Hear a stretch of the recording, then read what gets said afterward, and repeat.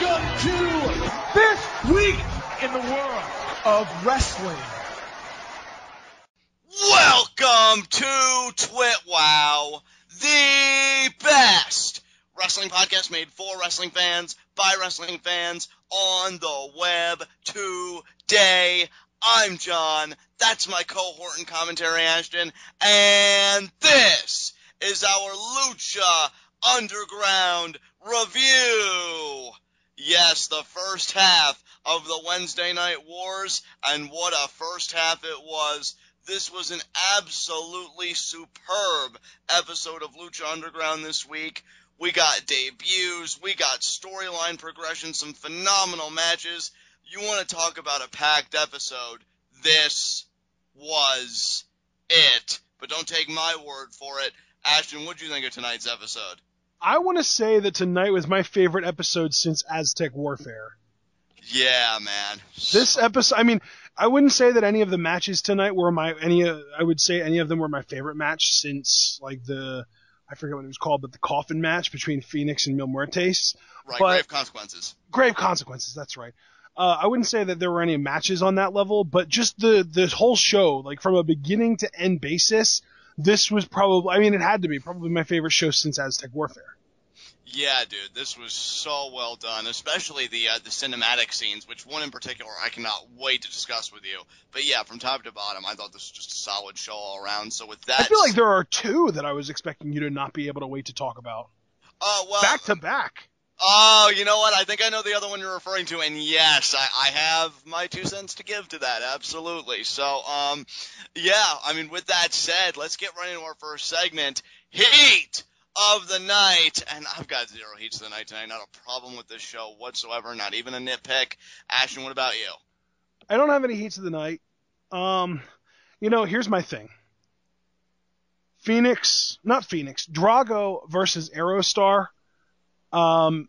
It ended up being a lot more predictable than I was hoping. Just because I was hoping that they would kind of do like the swerve where somebody wins in 4 rather than taking it to 5. But right. I don't even know if I should call that a nitpick even. It's just worth kind of pointing out as something that like I kind of called happening last week and then it happened this week and I kind of was hoping that I would be wrong, but I wasn't. But the storyline development that we were given this week, I think more than made up for it. Yeah, because, I mean, at the end of the matchup, which we'll get to, it really does make me believe, you know, it's going to go a certain way. So, yeah, I'm cool with it. And, you know, with that said, I guess let's get right into our Lucha Underground review. The best part of the show. Yeah, damn right it is. And after we get through our little recap that we usually have, because Lucha Underground always likes to press the reset button and catch up their audience, which I love. Which is brilliant. Why doesn't every major wrestling company in the freaking world do this that has a weekly television show? I don't understand. I mean, it's crazy because even NXT does it. Yeah. Every now and then. It's not an every week thing for NXT, but they do it more often than not, I feel like. Right. Yeah, absolutely. And I feel like, you know, if you want to get new viewership, which, I mean, obviously you should desire, you should want to grab as many eyes as possible, you want to get them acclimated. And I feel like Lucha Underground is so mindful of that. But if I'm not mistaken, Ashton, we actually start with a cinematic open this week. Yeah. We did. We started with, cinematic open, no. From what I remember, our opening was Big Ryck confronting Dario Cueto in his office. Yeah, but in like a segment, though. That's what I'm saying. Yeah, right. Yeah. Well, when you say cinematic open, I'm thinking like Angela Fong style cinematic. Oh, no. I just meant like in that gritty kind of like film kind of thing. But yeah, I mean, we do have Cueto and Big Ryck. And he's accompanied by 2 new people, which was really cool. Yeah. And we find out that their names are Killshot and Mack. Just The Mack. The Mack, respectively. And or Cousin Mack, you could call him that too. Cousin Mack also. But everyone knows him as Willie Mack. Yep, from PWG. And WWE almost signed him, but then he showed up and they were like, wait a minute, why does Willie Mack not have a 6-pack? And they were like, no, sir, we didn't mean to sign Willie Mack, we meant to sign Uhan Nation. Honestly, that was a joke, but I would not be surprised because everyone kind of remembers the time when Willie Mack got the offer from WWE, and everyone was like, oh my God, Willie Mack's going to WWE. I never thought that he would make it there because he's not their prototypical build. And Next thing you know, he got released and Wuhan Nation got signed. So it's like, oh, well, were they just like confused about which big black guy to sign from BWG? Are they really that? I mean, we already know that apparently Vince at one point confused Michael Tarver with Shelton Benjamin, so maybe he really just is that racist. Well, WWE's loss is certainly Lucha Underground's gain. Yeah, because he's amazing. Yeah, because the Mack is... Six-pack or not, he's a freaking rock star. Yeah, he is, and we're going to talk about more about that, later in the review. But Cueto immediately gets this panicked look on his face. It's like, oh, what can I do for you guys? I love... Cueto is so amazing. And, Big Ryck's like puffing on his cigar. Cueto, word on the street is you ordered that hit. And Cueto's like, oh shit, I've been found out. Ryck, that's crazy. Why would I order a hit on one of my biggest players? That's just ridiculous. And, they start closing in, and you see like Killshot and the Mack, they both place their hands on Cueto's shoulders, kind of like restraining him. Yeah, and freaking Ryck starts really kind of emphasizing the cigar in his hands. I was really hoping he'd burn Cueto's eye. I'm like, that would be so insane. I knew you would be excited for that, but no, he didn't even really threaten to all that much, just kind of a minor hint. He didn't threaten to, I think because he knows, like, if you create an intimidating atmosphere, you can get anybody to cave and do whatever you want. Yeah. And Cueto, because of that, proposes a very unique offer. And here, again, we get another new element in Lucha Underground. We find out that there is going to be introduced a Trios Championship, 3-team title. And he has offered to put Big Ryck, Killshot, and the Mack in a first-round matchup tonight. And, Big Ryck seems like he's considering it. And he looks over at his boys and he says, you know what, we'll do it. And he extends his hand out. Cueto goes to shake it. Big Ryck smacks it away. He's like, you know what I want. And then Cueto substitutes his hand for those dollar bills, and he pays off Big Ryck. And then you see Killshot and the Mack motioning their hands. They want to pay out as well, and they too get paid. Absolutely. So let's there's quite a bit to talk about here, Ash. I mean, obviously, I think we'll talk more about the Mack and Killshot personally when we get to their main event matchup. But I guess now the more pressing question that I have for you is, what do you think about the introduction of a Trios Championship? Oh, I love it. Trios is more prominent than tag team wrestling in Mexico. Right. I don't know if you're familiar with that at all, but yeah, it's Trios in Mexico that's their lineage. Like that's Trios in Mexico is like frickin' extreme hardcore style matches for CZW. Like that is their bread and butter. Right. So it's awesome that we're going to be getting a Trios Championship here in Lucha Underground. And some of the teams, man, I'm looking forward to seeing some of these teams compete, including the 2 teams that we saw compete tonight, and specifically the one that won the match tonight and moved on, so we'll get to see them compete more. Absolutely. I think it just has so many intriguing prospects, for future teams when this title becomes, more and more prestigious and really kind of embeds itself in the Lucha Underground, show and everything else. So I'm excited for this. I mean, I kind of raised my eyebrows. I'm like, oh, we're doing this. So really cool. That now leaves 2 championships for Lucha Underground, the world title and now this Trios tag team title. Unless you count the AAA title, which has already been defended on the show. That is true, Ashton. That is true. So there's also that, which, has a very unique thing because it's defended in 2 places. So, yeah, very interesting time for Lucha Underground. And Big Ryck, Killshot, and the Mack take their leave. And Cueto dodged a major bullet, or I guess it would be more apropos to say a cigar. But regardless, he lives another day. Yeah, absolutely. And the other day that he lives would actually be seen later on tonight, and it was hilarious. But we'll get to that eventually.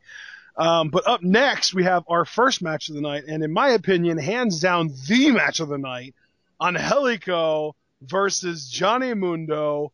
Holy crap, this is an amazing match. Like, if you've never watched Lucha Underground before, but you're familiar with Johnny Mundo because of his days as John Morrison and John Nitro in WWE, this is the match that, if you don't feel like watching every episode up until now, this is the match that can be your opportunity to kind of break yourself in to Lucha Underground, because this was freaking phenomenal. I feel like this match is kind of like the perfect template to demonstrate what Lucha Underground's all about.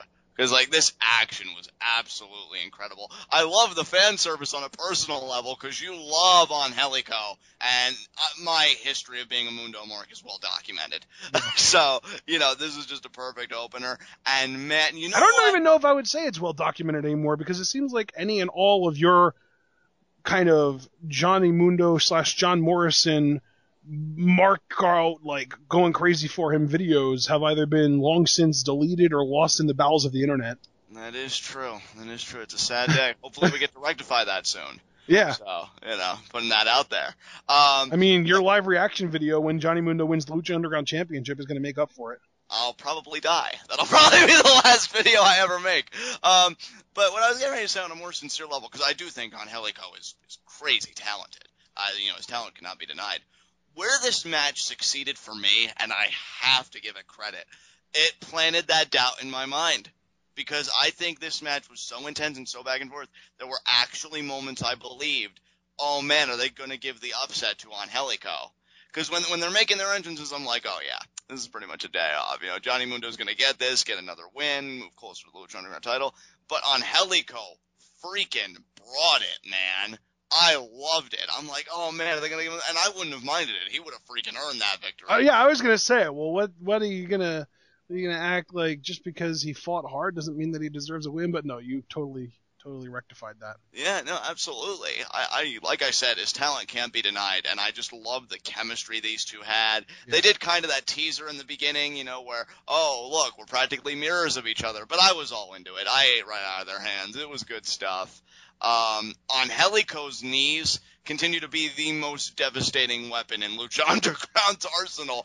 It's between those and Pentagon Jr.'s slaps. Exactly. Oh my God. There was one point that he got a really pointed knee right in the face of Mundo, and I'm like, man, he got rocked.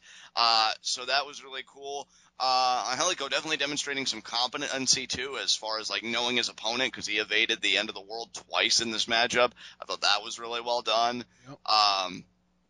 Then comes the ending sequence. Has Mundo on the top rope. Mundo looks like he's going to go for something. Angelico kicks him in the head, really throwing off that equilibrium. Then he goes to the top, and you think it's going to be like a snap Rana kind of maneuver. But Mundo pretty much like power bombs him down, it looks like. And then he shifts his positioning and uses all that weight to finally deliver the end of the world. Third time's a charm, and he gets the 3 count. So Mundo with yet another victory, but I'll be damned if he didn't earn it. It was a great opener.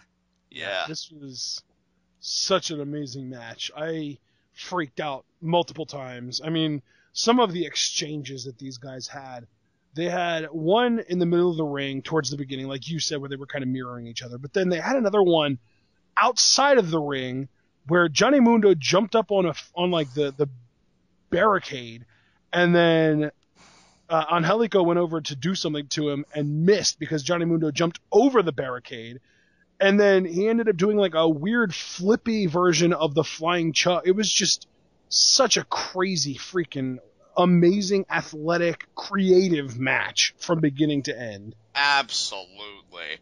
I saw those two in the ring with each other, and I'm like, damn, why don't these two guys just team up and find a third guy and enter this tournament, because I'd love to see these two team up. But as Angelico, Johnny Mundo, and Prince Puma, say goodbye to all your dreams. Yeah, say goodnight to all your dreams, people. Those titles would come home. But as we'd find out later, Ashton, Angelico would be a bit tied up with other people. Yeah. So that dream for the moment won't be realized. But yeah, great match. Yeah, and now we get to talk about the cinematic that I was referring to earlier when John said that we had a cinematic opening, and I was thinking he was talking about something like this. Angela Fong, finally, we come back to this storyline. I knew Lucha Underground hadn't forgotten it. I freaking knew they wouldn't do that to us. They're not the WWE. They don't expect us to just forget storylines halfway through. They brought it back, and we got, not only did we get backstory as to what happened to her, but we got an explanation for why we haven't been updated until now. Yes. And by the way, this was the cinematic scene I was referring to, because this was insane. Just so many things to say about this, but first and foremost, again, to your point, Lucha Underground did not forget about us, and this is a great addition to the story. Said that she, was this close to murdering the beast that, she's been hunting for all this time. The beast behind bars. The beast behind bars, yes. And then, thankfully she was saved from making a deathly mistake because she was, ill-prepared, more or less. She was taken by El Dragon Azteca, we find out is the guy's name. This is the guy who appeared in the very first episode of Lucha Underground when he posed the question, what do you know about Lucha Libre? So he has taken her. Come with me. Exactly. She's been keeping a log, I guess, of her time, in like a journal of sorts, and she's been training.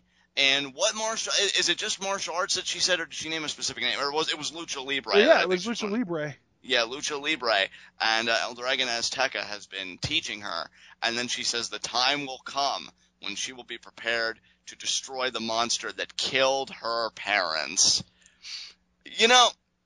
What's funny, Ashton, is that we've talked about, one of the things that we've really celebrated Lucha Underground for is, their empowerment of women on their program.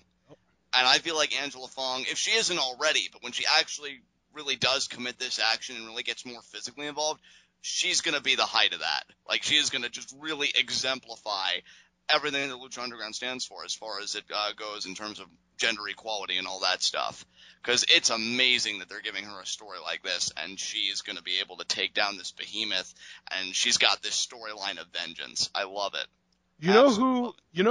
What this whole storyline reminds me of? What's that? It was, have you ever seen the movie Sin City? No, but I've heard of it. Oh, you've never seen it, though. That's a disappointment. Well, it reminds me of one of the kind of intertwining storylines in Sin City involves a group of women, and one of the women is like an Asian samurai named Miho, and she is an amazing martial artist, and she's a killer, and she's super duper fast, and like she does things without people even realizing it. Like at one point in the movie, a guy has a gun pointed to her face, and she shoves some kind of like a metal thing into the barrel of the gun so that when he shoots it, it backfires and kills himself. And she's like amazing with a katana, and she's just this awesome samurai. And that's what this frickin' Angela Fong storyline reminds me of. Like, she is Miho in Sin City. That is like the direct comparison that I make. Absolutely. That's great. Now it kind of makes me want to see the movie so I could really appreciate the reference. It's a great movie. We'll watch it sometime.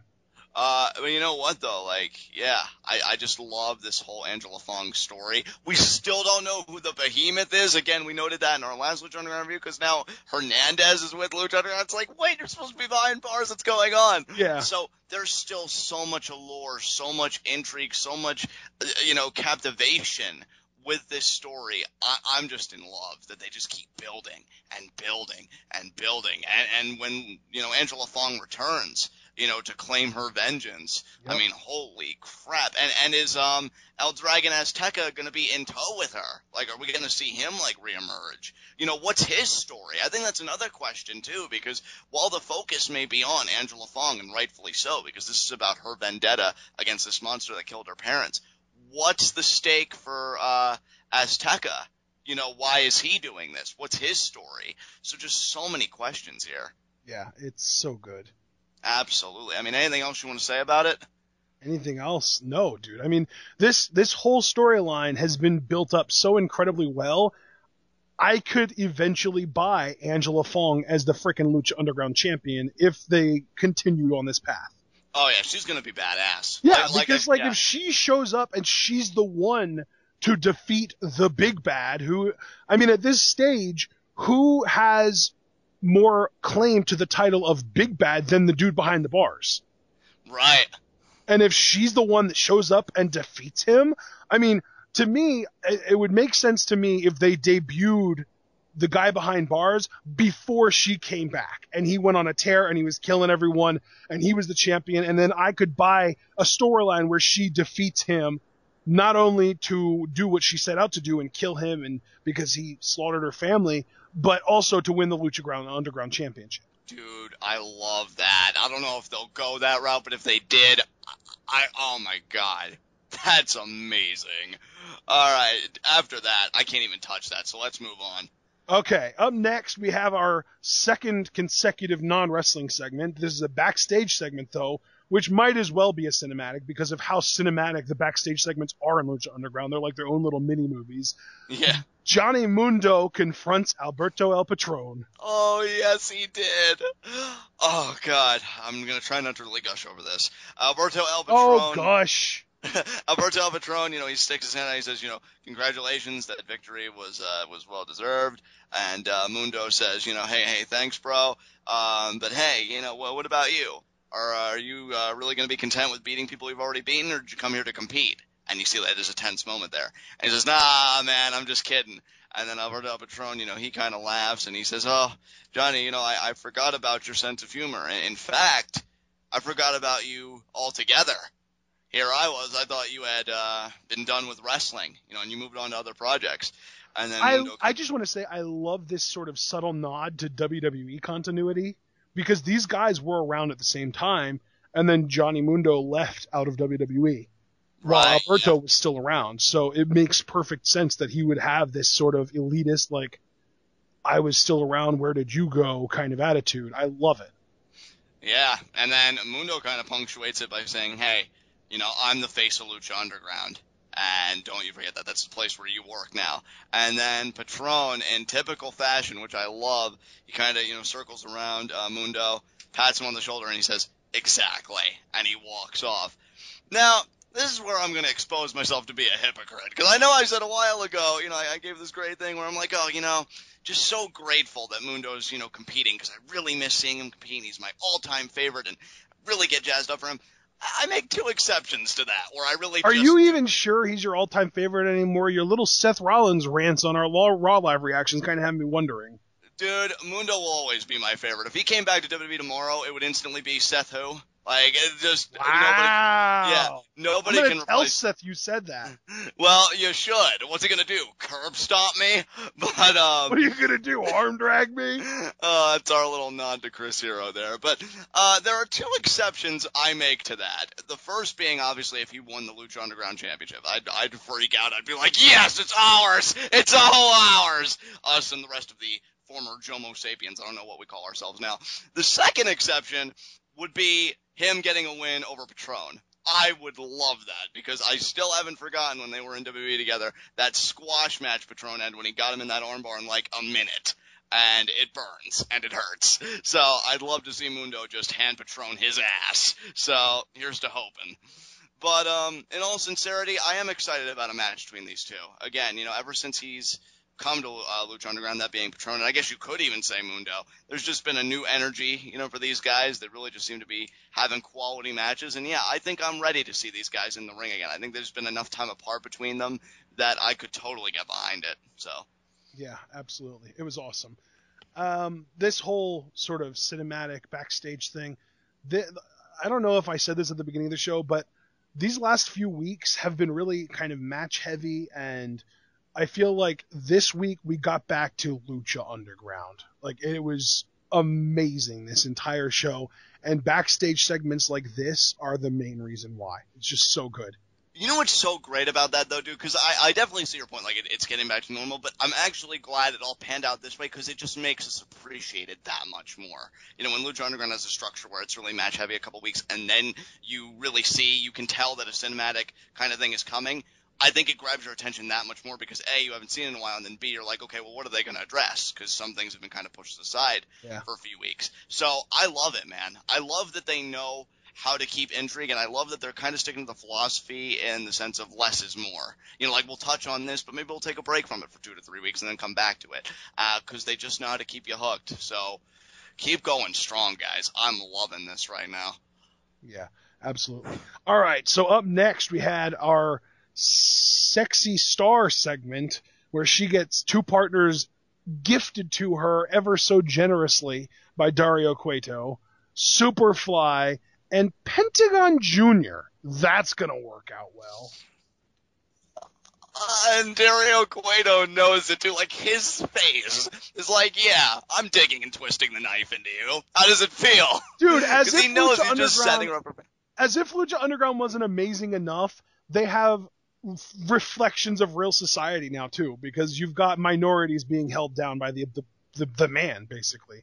Yeah, exactly. And I love too that you say that, because Cueto even says when he's addressing Sexy Star, he says, well, I'm an equal opportunity employer. Oh, yeah, well, of course. That's why he specifically sent out his personal little, I could say teacher's pets, but I guess it would be in this case owner or promoter's pets, after the 3 biggest minorities in the promotion. Yeah, and then that's just it. I mean, you've got Sexy Star, who's a woman, and I guess Dario Cueto's kind of old school, and he doesn't really feel comfortable with that fact that she's kind of rising through the ranks. Superfly, who was a lower card guy, and not only that, like, when's the last time he even won a match? Has he ever even won a match? So, he knows what he's saddling Sexy Star with there. The only really legitimate guy, so to speak, would be Fly Pentagon Jr., and the only reason, Cueto's settling them with him is because they know, like, he's unstable, and he might turn on him and break one of their arms. So, yeah, Cueto just continues to be the most entertaining scumbag, I think, on TV. So, great stuff. Oh, yep. Man. Absolutely. This segment, so good. Up next, we had our second match of the night, Drago versus Aerostar. The 4th of their best of 5 series. Could potentially have been their last if Aerostar would have won, but as it turns out, Drago ended up winning. And I'm trying to remember, what did Drago use to win? It wasn't his Dragonsdale pin. It was some kind of pinning combination. No. Yeah! He had his arms crucifixed with his arms and his legs. He had his arms, like, wrapped up, and he had his shoulders pinned to the ground, and he couldn't get out. Yeah, it was like a cradle-esque maneuver to me, it looked like. It was pretty cool looking, though, now that I think about it.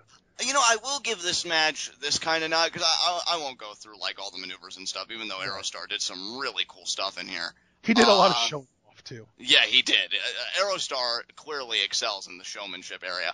But correct me, Ashton, if I'm giving it the wrong term, that springboard kind of splash that he does, I think you referred to it as a flying squirrel, unless you were referring to something else. He connected on Drago. Now, he's beaten Drago, I think, the prior 2 times with that move, but Drago actually kicked out this time. So it shows like Drago's kind of building up that tolerance, getting a little bit tougher against Aerostar because he knows that he needs to win this match. So I did like that very much. And then, Drago just getting the win after the pinning combination. And after the matchup, you see they do, again, their handshake. And Aerostar seems very reluctant. He doesn't really seem like he's going to give in at first because he's just so frustrated with himself because he realizes, had I won that match, I would have cinched it. I would have gotten this quote-unquote unique opportunity, and I blew it. He does shake Drago's hand, but then he pulls him in, and you can just see, the head-to-head, and you can see through the mouth, because obviously you can't see the face because he's a masked wrestler, but the mouth, you could just see, like, the anger and the frustration, like, I am going to beat you when the time comes. Yep. And that just convinces me, dude, that whoever wins this 5th matchup, whoever claims the series, the loser, when they go for the handshake, they may take it. Either they're going to swat it away and walk off, or they're going to take it and fake him out for a beatdown out of frustration. One or the other. But I really do think, like, a heel turn is coming. So, we'll see. Yep, absolutely. Whoever loses their next match is turning heel for sure. Definitely. And you know what? I'm going to say Aerostar. That's my prediction. I don't know if you feel differently, but I think he's going to... Yeah, it seems like he was a heck of a lot more salty after losing his second match than Drago was after losing his second match. Right, though, and here's another thing. Like, I feel like Drago is more on the radar, even if he loses this series, than Aerostar is, and I think they're going to try and get Drago in a bigger light while compensating for Aerostar by giving him a heel turn and having him progress. So, and obviously I think the job is to just get these guys as over as possible and get them both in a good place, and I think they'll do that if that's how it shakes out, but we'll see. Yeah, absolutely. Up next, we had another backstage segment with Dario Cueto, the 3rd of the night, but this time he is setting up another trios team. And this is, I mean, we might as well just call it Strange Bedfellows, because Son of Havoc, Ivelisse, and Angelico haven't exactly gotten along over the course of the last week and a half. Son of Havoc and Ivelisse just had a publicized breakup, and Angelico has been feuding with really kind of both of them while simultaneously trying to get with Ivelisse, and it's just not been a lot of chemistry between the 3 of them as far as, being fond of each other. So now they're going to be a trios team, and frankly, I want them to actually win. You know what, dude? It's so funny you say that, because I was getting ready to say I would not have any qualms about this team winning. It really depends on how See, now when I said I want them to win, I don't necessarily mean I want them to win the tournament. I just want to see them succeed. Okay. Well, then I stand corrected. I mean, if they make it to the finals of the tournament and lose to the family, I could totally still buy that, but just them making it to the finals would be awesome. Well, it depends on what kind of story they want to tell, right? Because, I'm sorry, I'm like this nostalgia-filled guy, and like when I see any team, in particular this team, because they're the team of focus, this idea that three talented people, but they can't get along, that brings me back to the creation of the WWE Tag Team titles back in 2002, and Stephanie McMahon, when she was GM at the time, she's like, I want the best possible division. So what does she do? She puts Chris Benoit and Kurt Angle together, who did not get along. They hated each other, but they ended up winning the whole thing. So I could honestly buy this trio winning it all if the idea is like, they're so dysfunctional, but yet all three of them are so talented and they could have cohesion. They are really a proficient team. I would not mind that story being told. But then again, we don't know the other teams that are going to be in this tournament. And, we know one team that advanced tonight, and I could totally buy them winning the whole thing. So this tournament's very unique. And I love Cueto's reasoning behind putting them together, because he says, hey, Angelico, you lost your match tonight. Son of Havoc, yeah, you won last week against him, gesturing to Angelico. But that comes after months and months of losing. And Ivelisse, you got dumped by Son of Havoc, which for me is just terrible. So I love it. I love it. Dude, the exact line, too, was so golden. You got dumped by him, which, frankly, is pretty embarrassing. So really, with Cueto, it's like, hey, you guys all have these big dreams of, going places. Like Ivelisse, just a few weeks ago, she said she wanted a world title shot. Basically Cueto's logic here is you all hate each other, you'll be the perfect team. Well, yeah, it's like you said earlier, strange bedfellows, but I also like that these guys have these ambitions of grandeur, dare I say delusions of grandeur at this point. Son of Havoc has a whole new confidence because he dumped Ivelisse and he got the win. And in the case of Angelico, really to me, I just think it's a case of a guy being so talented but not putting the pieces together. Yep. So now this is their opportunity to really show everybody what they can do. And I think because of that, and of course their natural dysfunction, they're going to be a very fun team to watch. I really do hope they win their preliminary matchup whenever that is. I'm presuming next week, because it's a 4-week tournament. So, yeah, we'll see what happens. Dude, I swear, Angelico to me, he's like the white version of what would happen if you stretched ACH out to a 6'3" frame. Yeah. Oh, dude, he is ridiculous. He's so good. Yeah, he is going to go so far in Lucha Underground, and he'll deserve every bit of it because he's just that good. And then as they're leaving, speaking of people that are that good, Son of Havoc just turns to Dario Cueto, and he's like, by the way, I dumped her. And then Cueto just kind of gives us like, yeah, you did. Yeah, I'm sure you did, buddy. Oh, my God. I love how all these people interact with each other. It's great. They're gold. All right, do anything else you want to say about this segment? It was just wonderful. Up next, we had our main event match. Big Ryck, Killshot, and Cousin Mack versus Sexy Star, Superfly, and Pentagon Jr. By the way, first of all, I love Melissa Santos. She's an amazing ring announcer, and the first thing that Lucha Underground got right, other than hiring Christopher DeJoseph to do their writing, was hiring her to be their ring announcer, because she's just awesome at it. But that being said, I freaking love Pentagon Jr., and he was great in this match. And like I said earlier, the most devastating strikes in this promotion right now are his slaps. Oh, absolutely. And to kind of build on that love for Pentagon Jr., he comes out, he is so over with that whole Cero Miedo kind of chant going. Cero Miendo. Miendo. Okay, there we go. And he cuts a promo to his teacher, his master. Pretty much says, even though I'm saddled with these weak partners, like, oh, what a douche, I'm still going to win the trios titles by myself. Yes. I love it, dude. I love it. And you can see very early on the dysfunction with that team. But this is just a really fun match. Willie Mack instantly got over with the crowd. Or I should say the Mack now. I got to get used to his Lucha Underground name, but I think I'm only saying that because Lucha Underground fans actually chanted Willie Mack at the Mack. Yeah, I mean, see, I just think I'm going to kind of call him Cousin Mack. That just works for me for some reason. You take Cousin Mack, I'll take the Mack, and it's all about that Mack because he was really impressive here. He's so good. He's so agile for a guy his size. It's ridiculous. And I love that, Lucha Underground scooped him up because I think, it's all about the presentation. And he does carry a uniqueness because, he is a bigger guy, as you noted, and he's able to move around like he does. And that's the thing, too. I feel like no two performers in Lucha Underground fill the same role. Exactly. So, yeah, I mean, he was impressive. Then you got Killshot came in. I like the stuff that he did. As you said, Pentagon Jr. was so dominant, so brutal with those slaps, to the point where the audience, they shush each other and they get quiet just so they can hear the full impact of them. And, after the first one, they go, one more time, and then he does it again. And also to praise Willie Mack one more time, at least, for now, he sold the fear of being locked in Pentagon Jr.'s, arm hold so well. Because he instantly just slid it out and he just gave this look like... Nope. Kill it with fire. And, and then Superfly steals a tag, and I think that's when him and Killshot start mixing it up.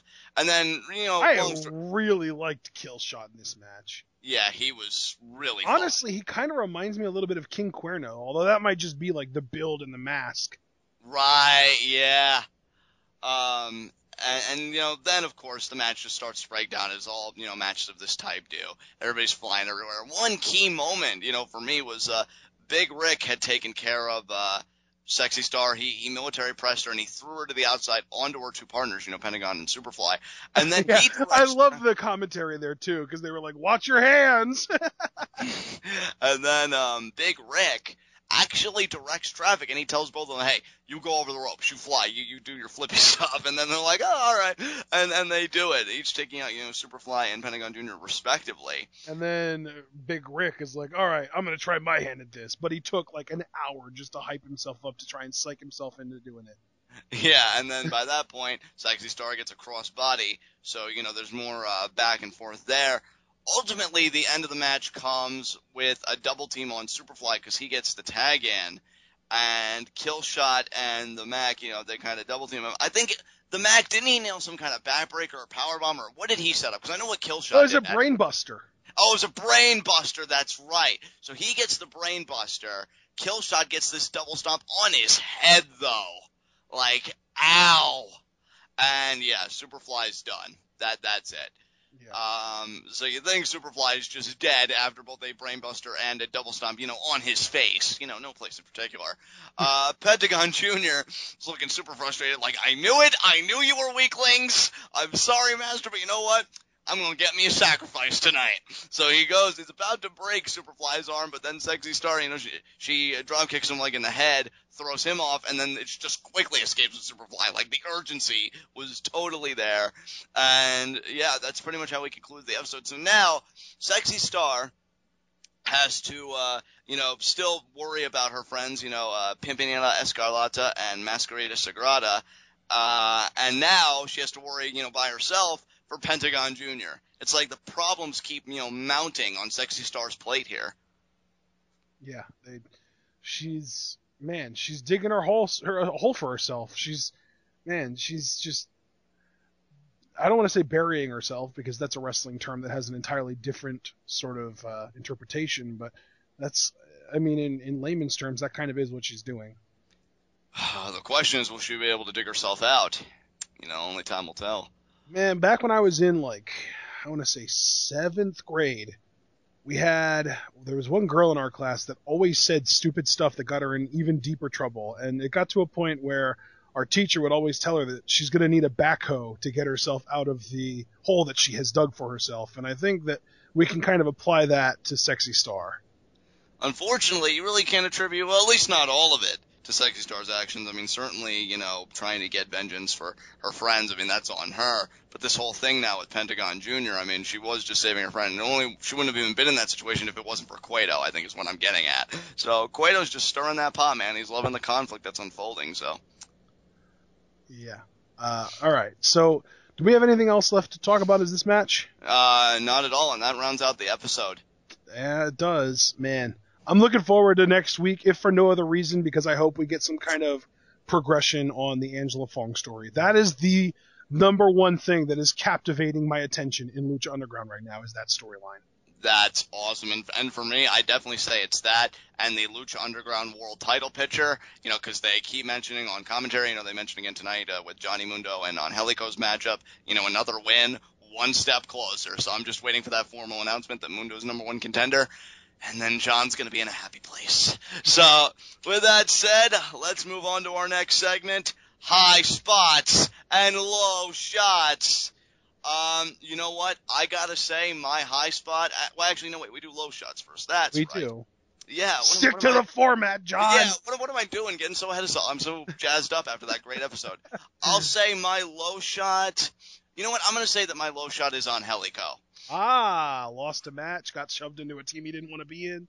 Exactly. Yeah. Horrible night for him. So this was a pretty easy choice.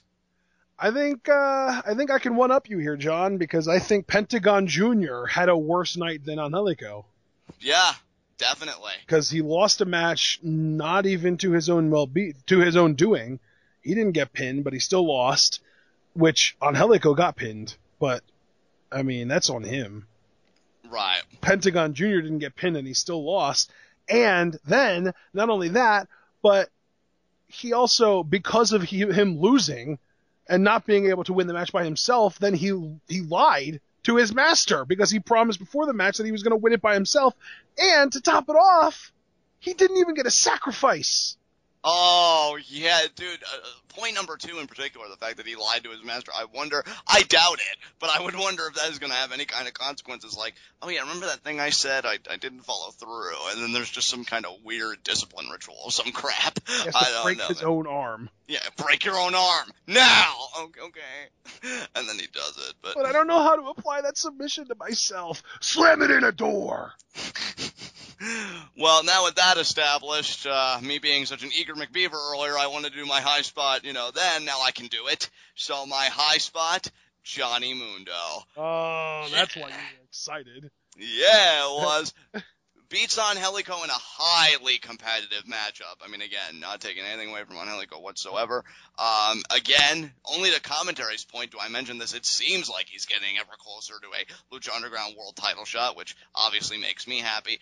And, you know, kind of confronted Alberto Patron. You know, he's seeking out challenges for himself, and I think these two are going to have a match down the road, which, again, I'm really hoping he wins. So whenever that happens, I'll be all eyes and ears on that.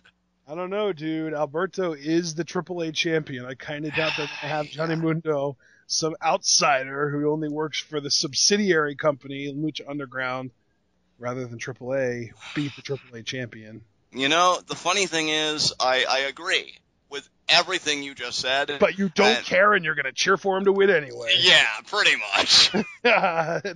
That's awesome, though. That's fandom? Yeah, that's fandom right there. So, who's your high spot? I almost wanted to sign on, but just based on the fact that it has become my favorite storyline going right now, my high spot is Angela Fong. I freaking love it, dude. I love it. It's such a great choice because here's the thing.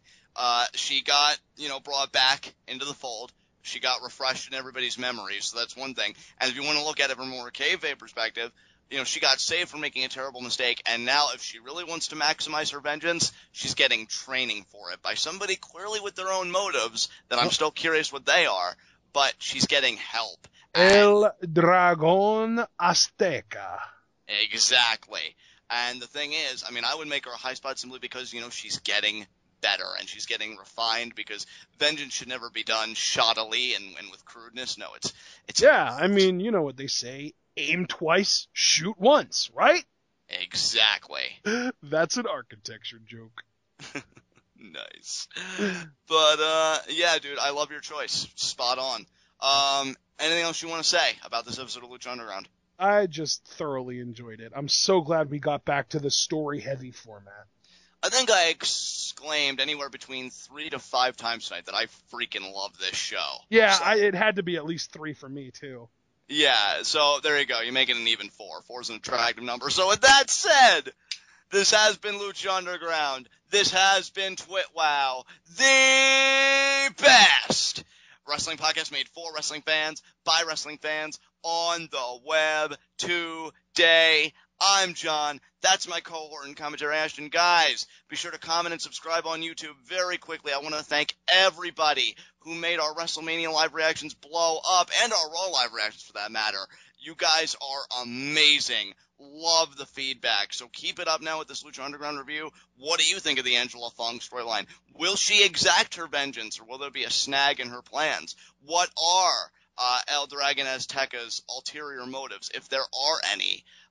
Who do you think right now is going to win the Trios Tag Team titles? Be sure to shift the conversation over to Pweetoff, an amazing pro wrestling group on Facebook, kindest group of people you'll ever meet, and also take the conversation over to our TWitWoW subreddit, where you get to interact with these two amazing mugs right here. So what better deal, huh? And we will see you again for our NXT review, the second half of the Wednesday Night Wars, as Hideo Itami takes on Tyler Breeze in the main event in a 2 out of 3 falls match, and to give the women some shine, Bayley goes one-on-one with Emma. Will Bayley be able to regain her momentum, or is Emma finally going to punctuate the idea that hugs just aren't going to cut it? Until then, tune in and peace out.